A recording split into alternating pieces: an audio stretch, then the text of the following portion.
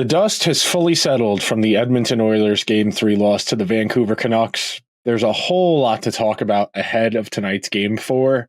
Let's get to work.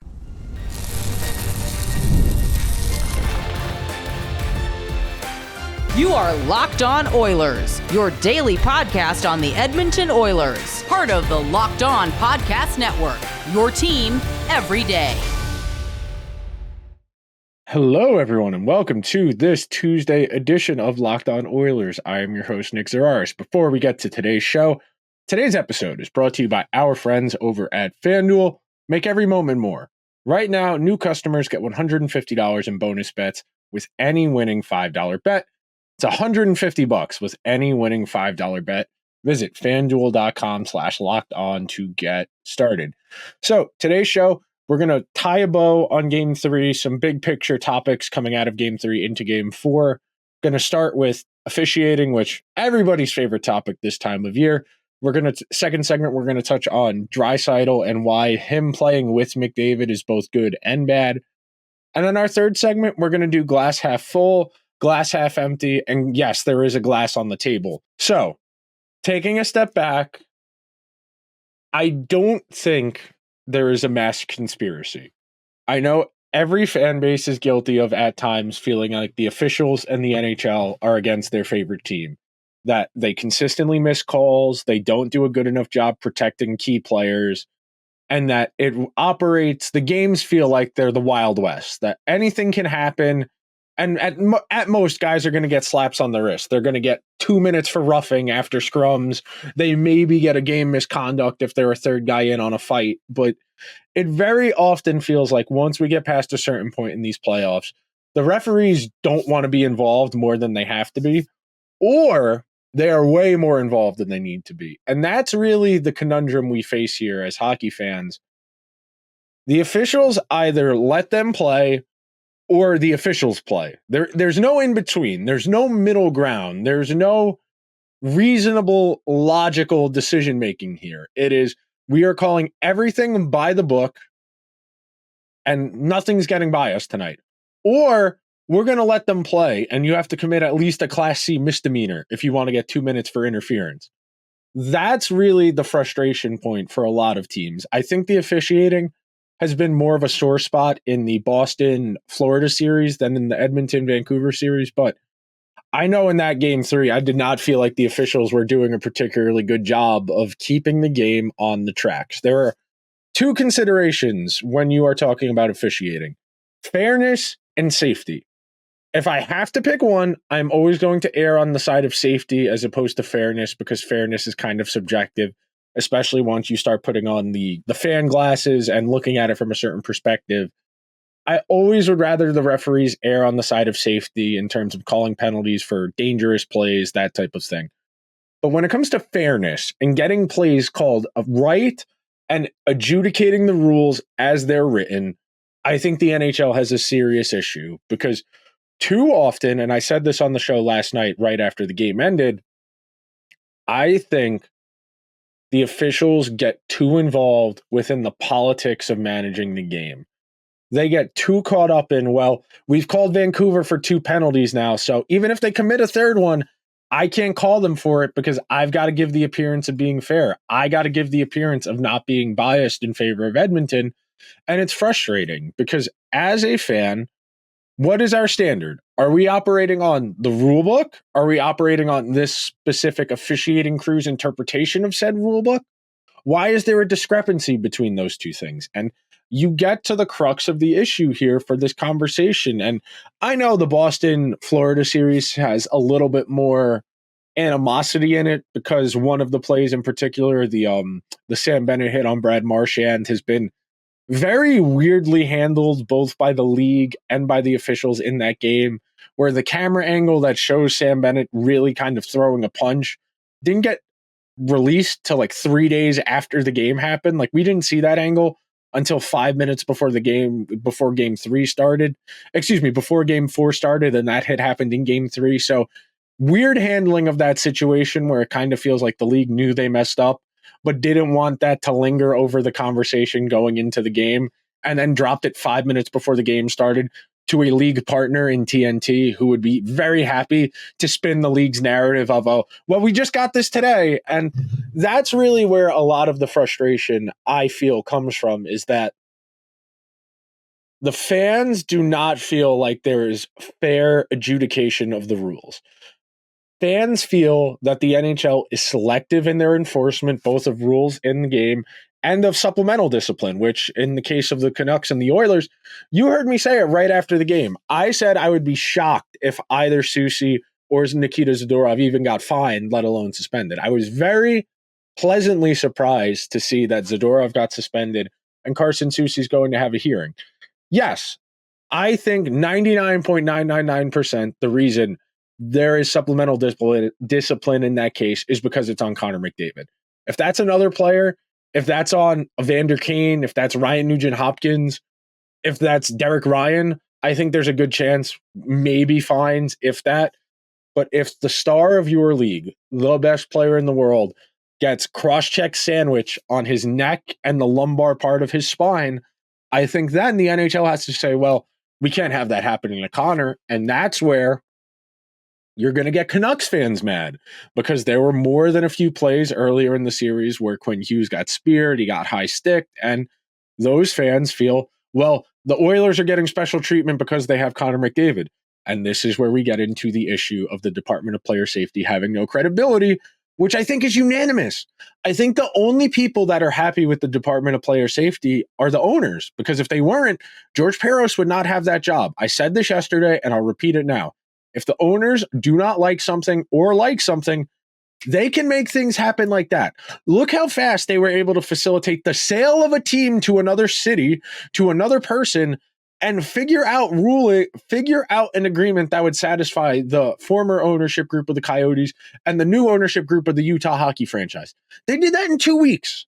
If the NHL owners were really that unhappy with George Parros' handling of safety, he would get fired and they would have somebody else in that job.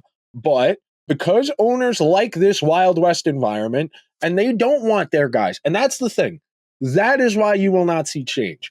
These teams, these owners, they want the Sam Bennetts, they want the Brad Marchands, they want the Tom Wilsons, they want the Jacob Trubas, the Matt Rempes.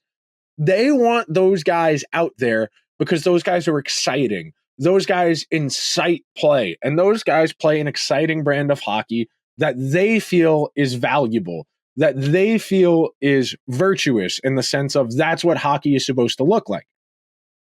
I think it's asinine to call something a Department of Player Safety when they very clearly don't care about player safety. They care about the appearance of player safety. It's like the jokes about TSA at the airport, where if they really cared about the TSA at the airport is to give you the illusion of security. You see all the features that the news networks do on like 60 Minutes and Dateline about, oh, we were able to get a knife through airport security. We were able to get alcohol through airport security, because those people at airport security are giving you the illusion of security. Absolute security is not feasible. It's just not. It is not a feasible goal in 2020 in reality. I shouldn't even say in the year. In reality, having a Department of Player Safety does not need to operate like TSA. If you want to run the Department of Player Safety like the Navy, all you got to do is get the right person in charge of it to start handing out fines and suspensions, and players will shape up or they will sit. You want to get some meaningful change from your Department of Player Safety and have a safer game that's better quality, that protects its best players? Get an actual hockey player, not George Parros. I understand why George Parros and why guys with that background have that job. I do not think a guy who has a clothing brand named Violent Gentleman, whose marketing slogan is "Make Hockey Violent Again," particularly cares about the safety of anybody. I think it is fundamentally stupid that you have aligned yourself with somebody who is not a serious hockey player. George Parros, the most memorable thing I can think of in George Parros' NHL career is when he got hurt fighting John Scott, because neither of those guys was functional hockey players. Now, that'll do it for the first segment of this show. We do not know what the suspension for Soucy will be. We probably won't know that until Wednesday morning, if I had to guess, being that there's going to be a hearing you're going to assume he's getting at least one game. They did not say if it was in person or not. I don't think it would be in person for that, where it'd be more than 5 games for an in-person hearing. But I think Soucy's definitely getting at least one game, if not 2. We'll cross that bridge when we get to it. But coming up next on Locked On Oilers, we're going to talk about why the Oilers might need to consider breaking up Draisaitl and McDavid, depending on how healthy Leon Draisaitl's feeling. It is put up or shut up time over in the National Basketball Association and here in the National Hockey League. We are in the second round of a lot of contentious series. The Nuggets and Timberwolves are going back and forth. The Knicks and Pacers are going back and forth. The Cavaliers are hanging around with the Celtics. Over here in the NHL, you've got some 3-1s, you've got some 2-1s. You have had really competitive hockey, and if you want a chance to get in on the action, go check in with our friends over at FanDuel. It's winner take all time in the NBA and the NHL, and FanDuel is giving you a shot to bring home a big win of your own. Right now, new customers get $150 in bonus bets with any winning $5 bet.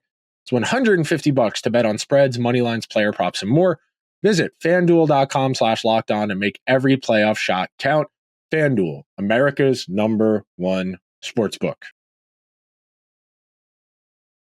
Thank you to everybody who's making this Tuesday edition of Locked On Oilers a part of your day. Guys are why I do this. If there's no audience, there's no show. And it's been very rewarding getting ingratiated in another team, understanding their ecosystem, both in terms of the fan opinion, the media ecosystem, and just it helps me get a better understanding of the league at large. That's ultimately my goal. And all of the content I do, whether it's doing Locked On Oilers, whether it's doing Locked On NHL Power Rankings, when I'm doing Locked On Flames, it is because I want to get as full and complete an understanding of both the game and the league as I possibly can. So thank you for that opportunity, letting me be a little bit more of a rational, impartial voice. And that's what I've strived to be. And a bit more of a level ground, and that's why the third segment of today's show is half full, half empty. Yes, there is a glass on the table. My big takeaway from Game 2, other than the goaltending, and I have a really good stat on the goaltending in our third segment for why you maybe shouldn't be as worried. I was very surprised to see McDavid and Draisaitl riding together again. I thought that would be a one-game thing to see how healthy Draisaitl was feeling, if he was going to be able to make an impact. And he looked okay in Game 2. I wouldn't say he looked like himself, but I would say definitely in Game 3, he looked like himself. He was impactful, had a couple points, had a goal. He was around the net. He was his usual self. Draisaitl did not look uncomfortable the way he did at the end of Game 1 or during Game 2. And you heard me say it right after Game 1 ended last week. If Draisaitl was compromised, there was an argument for playing him on the wing with McDavid and allowing him to really focus on just getting the puck on the net, and then the Oilers could try and figure out the rest. If Draisaitl is healthy enough, I think the way Game 3 unfolded is argument enough that you should split them up and let McDavid and Draisaitl try and carry 2 different lines. And I said it as soon as Game 3 ended, if you're going to ride those 2 together on one line, they have to win their minutes. And they controlled play in their minutes, but they did not win their minutes. They were outscored 1-0 at 5-on-5. And I know you're going to say, Nick, it's only 1-0. I understand that. I am very much not a slave to small sample sizes. I think if they win those minutes and they get that one more goal, they almost undoubtedly win Game 3. And then we're having a very different conversation, both about Stuart Skinner and about Draisaitl and McDavid. But the bigger issue is, number one, they are burning the candle at both ends by riding those guys as aggressively as they are. I want to say they played 3.5 of the last 6 minutes of regulation in Game 3, and they had to do that at the end of Game 2 to get them back in that game. And look, ultimately, if I'm Chris Knobloch, I'm going to defer to what they want to do. If Connor says, I want to ride with Leon, we're going to win our minutes, I have a hard time as a coach telling the best hockey player in the world, no, Connor, I can't do that for you. So if that's where the decision-making is coming from, I'd be a little more inclined to hear them out about sticking with it. But I think that needs to be your break in case of emergency plan, not your default plan, because it hurts the rest of your lineup too much. You heard me say it before the series on the crossover preview we did with Locked On Canucks. They needed someone secondary scoring wise, whether it was Kane, Nugent-Hopkins, Dylan Holloway, Corey Perry, whoever.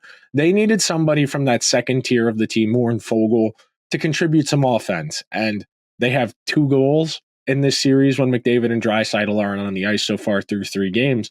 And that's just not going to cut it. And part of the reason I think you have to break up Draisaitl and McDavid, it's not that they played poorly when they were together. It's that when those two play on one line together, the rest of the lineup can only score in one way. And that's the grind it out, force the puck to the net, Carolina Hurricanes approach to hockey. And I made that comparison right after the game ended the other night. And that's how it felt in that third period. Sure, the Oilers had the puck basically the entire third period and were getting a lot of looks, but they weren't putting a ton of pressure on Arthur Shelovs. If I remember correctly, the high danger chances in the game were 7-6 to Edmonton. You're saying 2 high danger chances a period.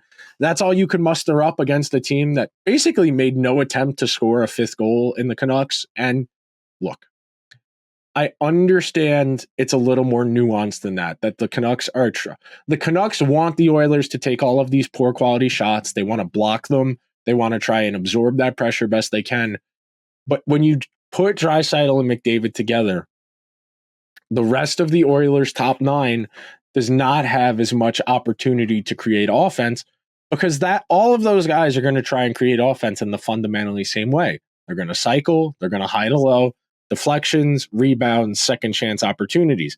But being that the Canucks are so compressed and so tight in and around the net mouth, it's a lot harder to get those shots through. And it's why, even though the shots on goal disparity was enormous in that game, it never really felt like the Oilers were going to break through because the Canucks were really tight defensively and they weren't putting really difficult pressure on Shelovs. They were low quality shots that he saw the entire way. You hear the color guy who sits between the benches say it between every game, no matter what series you're watching. These are professional NHL goalies. I know Shelovs does not have a ton of NHL experience. He has outplayed Stuart Skinner so far, and that's been the difference in this series. We're going to talk about it in a minute in the next segment, but it's 12-11 in goals through 3 games. These are not high scoring. There is not a big margin for error. And one way the Oilers can increase their margin of error is to distribute their talent a little more evenly throughout their lineup, and then using that talent to try and make things happen. Through 3 games, the Oilers have not played terribly, but they have not played well. There have been good stretches in each of these games where they've had good pushback, where they've answered. Obviously, winning game 2 in overtime, that's crucial to be alive. There's a world where the Oilers are up 3 games to nothing in this series, and there's a world where the Oilers are down 3 games to nothing in this series. The margins have been very small, and we're going to talk about that coming up next on Locked On Oilers. One of the most important responsibilities you have as a provider and a caregiver is life insurance. It is an important safety net for your family, and trying to find the right policy on your own can be time-consuming and overwhelming. Policygenius is the country's leading online insurance marketplace. It saves you time and money so you can provide your family with a financial safety net starting today. With Policygenius, you can find life insurance policies that start at just $292 per year for $1 million of coverage. Some options offer same-day approval and avoid unnecessary medical exams. Policygenius helps you compare your options from top companies, and their team of licensed experts are on hand to help walk you through it every step of the way.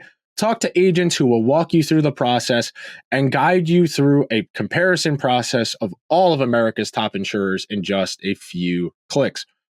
Your work life insurance policy may not offer enough protection for your family's needs, and even worse, it may not come with you if you switch jobs. Check life insurance off your to-do list in no time with Policygenius. Head to policygenius.com/lockedonnhl or click the link in the description to get your free life insurance quotes and see how much you could save. That's policygenius.com/lockedonnhl. Thank you to everybody who is here for the third segment of Locked On Oilers. And it's real simple. Glass half empty. Stuart Skinner has not played well.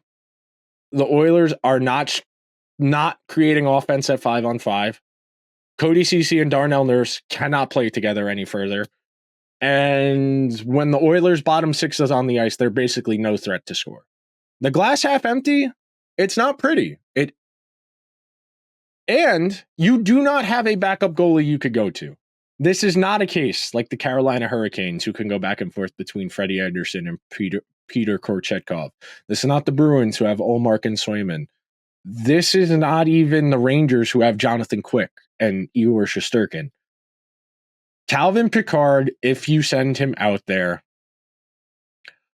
basically an unknown quantity in the playoffs. His only career playoff action was the last game in relief in the third period. And if you go to him as your starter, I think you run the risk of entirely shooting Stuart Skinner's confidence into the ground in a way that's irrevocable. That you could not go back to Stuart Skinner as a starter if you went to Pickard. And that's not fair from a coaching perspective as far as managing the team, because you have to do what's best for the team. But it is honest in how we understand how human emotions work. This is a very common phenomena in football with a young quarterback who's struggling, where you pull him, you have a hard time starting him again because his confidence erodes. The less confidence he has, the more jumpy he is. And I think that's really the case here. I think Stuart Skinner has been extremely jumpy in this series. I think he hasn't looked comfortable. His rebound control is a dead giveaway for his struggles. And I'll give you the stat. This is from NHL Sid on Twitter, who's a great statistical follow. One of the more informed Oiler fans there is on the internet. In game one, if the Oilers get 875 save percentage, they win. In game three, if they get 867 save percentage, they win. They did not need Vezina. They did not need 930, 920, not even 900. If Stuart Skinner is 10% below average, the Oilers are up 3-0 in this series. But because he struggled, because his confidence isn't where it needs to be, the Oilers are down 2-1 in this series when they very well could be up 2-1 or up 3-0. Again, you heard me say in the last segment, they could very well be down 3-0 as well, because anything can happen in overtime. But the Oilers need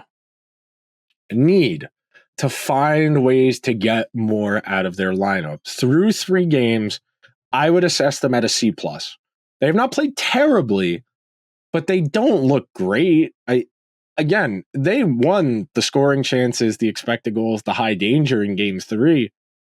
Didn't really feel like they were putting a whole lot of pressure on Vancouver. Sure, they have the puck a lot, but if you don't do anything with it while you have it, it's hard to get excited. I've made this comparison a lot in regards to the Hurricane series, and it would apply there as well.